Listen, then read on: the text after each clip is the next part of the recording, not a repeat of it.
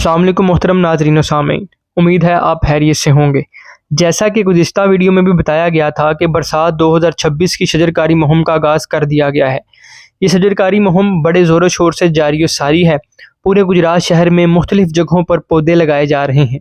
مختلف قبرستانوں میں، جن میں قبرستان چاترینگ اور قبرستان دارا گلاب شاہ اور دیگر قبرستان بھی شامل ہیں، شجرکاری کی جا رہی ہے۔ اس کے علاوہ سڑکوں پر موجود ڈیوائیڈرز پر بھی شجرکاری کی جا رہی ہے۔ ہم پہلے بھی بارہا شجرکاری کی اہمیت سے آپ لوگوں کو آگاہ کرتے رہے ہیں۔ شجرکاری ہمارے لیے اتنی ہی ضروری ہے جتنی ایک وینٹی لیٹر پر لیٹے مریض کے لیے آکسیجن ضروری ہوتی ہے۔ اس بات کو سمجھنے کی اشد ضرورت ہے۔ آخر میں ہم ہر مرتبہ کی طرح گجرات ڈویژن کے معاملے پر توجہ دلانا چاہتے ہیں۔ حیرت کی بات ہے کہ اتنی کوشش کسی شہر کے ڈویژن بننے پر نہیں کی گئی جتنی گجرات کے لیے کی گئی ہے، لیکن پھر بھی صاحب اختیار و اقتدار اس کو نظر انداز کر دیتے ہیں۔